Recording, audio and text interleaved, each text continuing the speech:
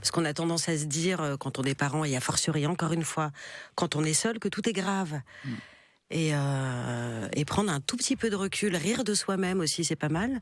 Rire de ses ratés, rire de ses échecs éducatifs, ça remet les choses en place. Ouais. On vous sait aussi, Nadia, très féministe. Mais là, vous reconnaissez que votre féminisme, je me permets l'expression, vous vous êtes assise dessus à plusieurs reprises. Ouais, c'est pas toujours très cachère, en effet. Ouais, mais je trouve que c'est intéressant, et d'ailleurs j'ai des conversations avec des lectrices sur le sujet passionnantes qui me disent peu ou prou la même chose, qu'elles aussi, elles étaient pleines de certitudes, qu'elles savaient qu'elles allaient élever leurs enfants, leurs garçons, mais aussi leurs filles avec des valeurs féministes, sauf que confrontées au réel, évidemment que c'est plus du tout la même chose. Et moi, ça s'est imposé, j'en parle dans le livre, pour ce qui est des vêtements, de l'aspect vestimentaire, de comment est-ce qu'une jeune fille doit s'habiller.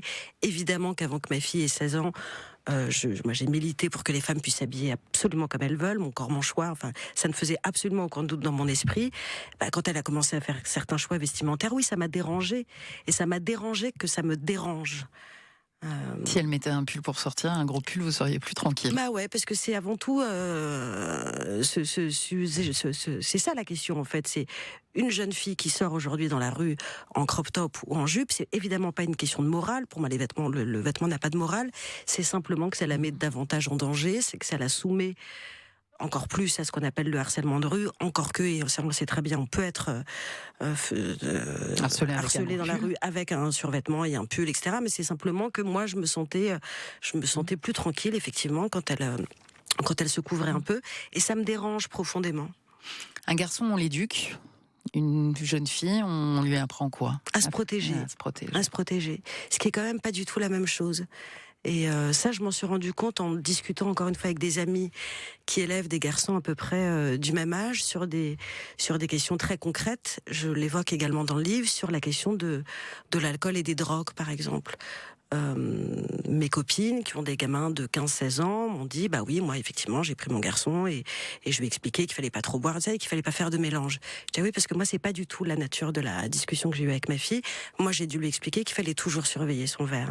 J'ai dû lui expliquer très très tôt ce qu'était la soumission chimique. J'ai dû lui expliquer très tôt ce qu'était l'altération du discernement. On parlait de gravité tout à l'heure, là on est tout de suite dans quelque chose de grave, et d'une certaine manière on va priver les jeunes filles, pour leur bien et pour les protéger, de la légèreté à laquelle les garçons ont droit, eux. On n'arrête pas de dire qu'il s'est passé plein de choses depuis MeToo. En réalité, j'ai eu quasiment la même adolescence que votre fille. Ouais. Ça n'a pas beaucoup bougé. J'ai l'impression, en tout cas, les fléaux dont je parle n'ont pas disparu, le harcèlement de rue a pas disparu.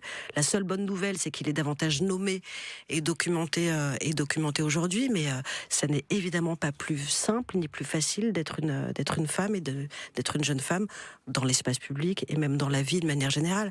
Oui, il y a eu MeToo, ouais, et ça on peut que s'en féliciter et en mesurer le chemin parcouru, mais au fond rien n'a changé, les statistiques sont les mêmes. Au contraire de ce qu'on a vécu, peut-être c'est la sororité. C'est là que ça change chez nos filles. C'est pas un vain mot. Ça existe véritablement. Moi, je l'ai découvert avec ma fille, ce mot. Même si évidemment, j'en étais très familière de ce mot-là dans les milieux féministes. C'est un mot qu'on brandit et qu'on prononce beaucoup. Et j'ai jamais trop su quoi mettre dedans. Et j'en ai eu une bonne illustration de ce qu'est ou de ce que doit être la sororité en observant ma fille et ses copines. Je parle évidemment pas pour toutes les adolescentes, c'est un échantillon, je parle de la trentaine de jeunes filles qui viennent chez moi de temps en temps, et je vois qu'elles se sont débarrassées de ce avec quoi nous on s'est construites, les femmes des générations d'avant, c'est-à-dire cette idée qu'il n'y a pas de place pour tout le monde, qu'il n'y a pas de place pour toutes les femmes, que pour prendre sa place, occuper sa place, il faut être validé par un regard masculin, et pour être validé par un regard masculin, il faut rejeter tout ce qui est suspecté d'être trop féminin. Le maquillage, les voix trop aiguës, les sujets dits superficiels.